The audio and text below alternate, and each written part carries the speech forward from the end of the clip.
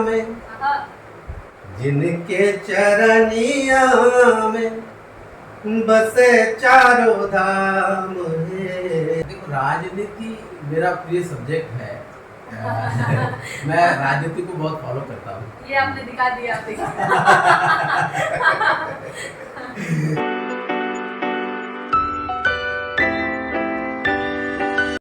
नमस्कार, प्रणाम। मैं हूँ भावना द्विवेदी और आज पहचान के अगले एपिसोड में मैं जिस शख्सियत के साथ यहाँ पर मौजूद हूँ उनका परिचय देने की आवश्यकता मुझे नहीं है, क्योंकि भोजपुरी इंडस्ट्री ने उन्हें इतना प्रेम, इतना दुलार, इतना अपनापन दिया है कि उसको शब्दों में बयां कर पाना असंभव है। कहते हैं कि किसी को रुलाना बड़ा आसान होता है लेकिन हंसाना आसान नहीं होता। तो जो शख्सियत मेरे साथ मौजूद है वो है कॉमेडी किंग कह सकते हैं। मैं बात कर रही हूँ बहुत ही अच्छे अभिनेता, बहुत अच्छे इंसान संजय महानंद जी की, जो मेरे साथ मौजूद है। धन्यवाद। तो मैं अपने सभी श्रोताओं की तरफ से हमारे शो पहचान में आपका स्वागत करती हूँ। धन्यवाद। मैं भी आपके सारे श्रोताओं को, मैं संजय महानंद, आप सबका गोधना, आप सबको प्रणाम करता है। जी, मैं ये बताना, दरअसल मैं ये जरूर बताना चाहूंगी, इसको हम पिन करना चाहेंगे कि भोजपुरी इंडस्ट्री ने एक नाम इन्हें दिया है, गोधना। इस नाम से ये इतने पॉपुलर हैं, मतलब एक बच्चा हो कोई भी अगर इनको जैसे देखता है, अरे वो देखो हमारे शो, हमारे टीम वाले गोधना जा रहा है। तो ये लाइन तो मैंने सामने से सुनी है लोगों से और मैंने अपना ये मेरा खुद का अनुभव है, निजी अनुभव है, मैंने देखा ये चीज़। तो ये नाम आपको भोजपुरी इंडस्ट्री ने दिया है। मैं जानना चाहूँगी ये नाम कैसे मिला, कि मतलब क्या रहे अनुभव, किस तरीके का क्या रहा कि आपको ये नाम दे दिया भोजपुरी इंडस्ट्री का। भोजपुरी एक फिल्म आई थी 2014-15 में, राजा बाबू। राजा बाबू की, मतलब भोजपुरी की ब्लॉकबस्टर फिल्म है। जी, मैंने देखी। राजा बाबू, दिनेश जी हैं उस फिल्म में और मैं उनका एक दोस्त का किरदार कर रहा हूँ जिस फिल्म में मेरा नाम गोधना। हाँ। वो फिल्म और वो कैरेक्टर, वो किरदार लोगों को इतना प्रभावित किया कि लोगों ने मुझे अपना बना लिया और वो नाम इतना हिट हुआ कि मुझे भोजपुरी इंडस्ट्री ने एक नाम दे दिया, संजय महानंद, अब गोधना के नाम से जाना जाता है। क्या बात है, बहुत सुंदर। यही होता है प्रेम। और कहते हैं ना कि कुछ लोग हैं जो सच में बड़े होकर के बड़े होते हैं, तो ये इनकी खासियत है कि ये सच में बड़े होकर के बड़े हैं। क्योंकि आपको कहते हैं कि कामयाबी पाना बड़ी बात नहीं है, कामयाबी पर टिके रहना बड़ी बात होती है, और आप उस कामयाबी को प्राप्त करके उस जगह पर टिके हुए हैं, ये बहुत बड़ी बात है। मतलब इसके लिए मैं आपको साधुवाद देना चाहूँगी। और मेरा एक सवाल है कि जैसे हर कोई बचपन से ही ये तय करता है कि आपको किस क्षेत्र में जाना है। कुछ लोग होते हैं जो डॉक्टर बनना चाहते हैं, इंजीनियर बनना चाहते हैं। तो मेरा ये सवाल है कि क्या बचपन से आपके अंदर अभिनय था, कि आपको बचपन से अभिनय के क्षेत्र में जाना था?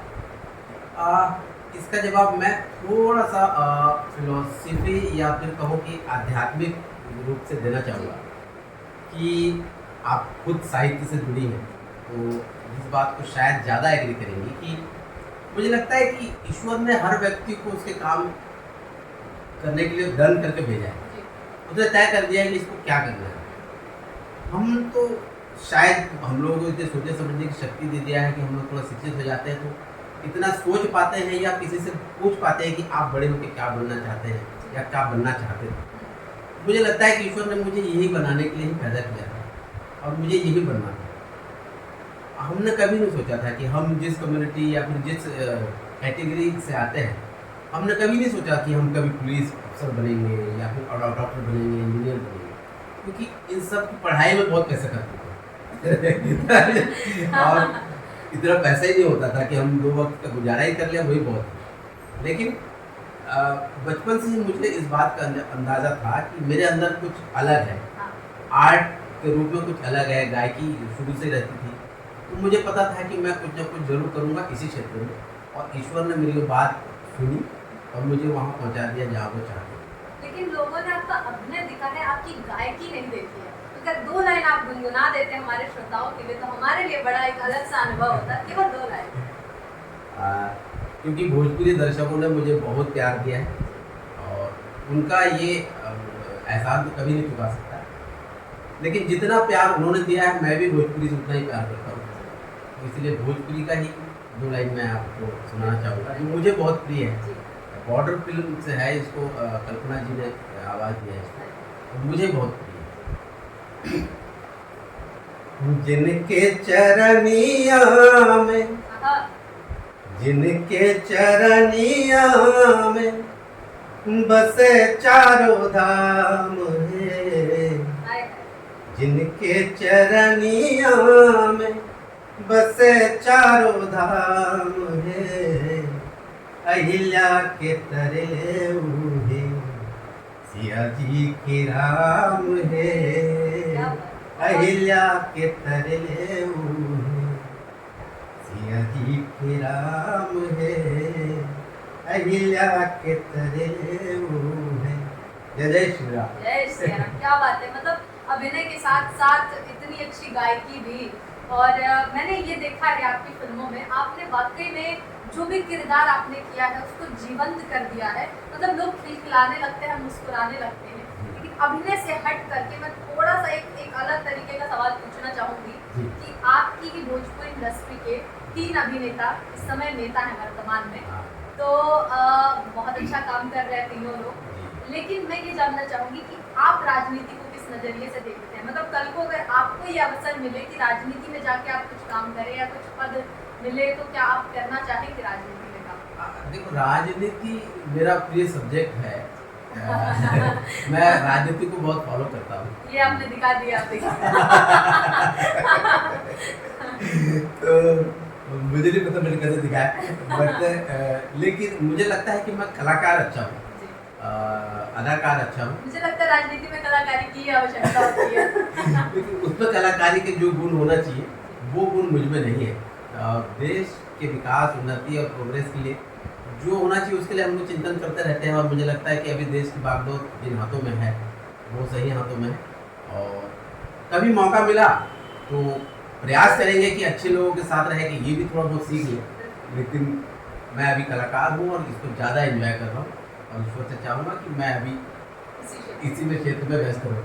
लेकिन मेरा आखिर में एक सवाल है कि आजकल का जो समय है, नए बच्चे भी हैं जो अभिनय के क्षेत्र में आना चाहते जी। हैं, तो उन्हें आप क्या सीख देना चाहेंगे? मतलब आने वाली जो पीढ़ी है, जो युवा है, जो अब खास तौर पर अभिनय में रुचि रखते हैं, उन्हें आप क्या सलाह देना चाहेंगे कि वो किस तरीके से आगे बढ़ें?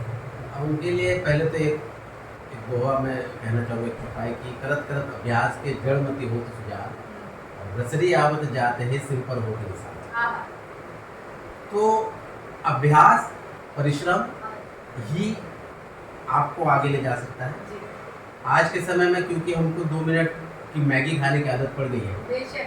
तो बहुत सारे लोगों को लगता है कि भाई हर चीज़ 2 मिनट में हो जाए, लेकिन अभिनय, गायकी, कलाकारी, कविता, साहित्य, ये सब चीज़ें तपस्या की चीज़ें हैं, और बिल्कुल इसको साधना की चीज़ें हैं। जब तक आप किसी चीज़ को साधेंगे नहीं, उसमें रमेंगे नहीं, तो आप उस काम में, उस क्षेत्र में निपुण नहीं होंगे।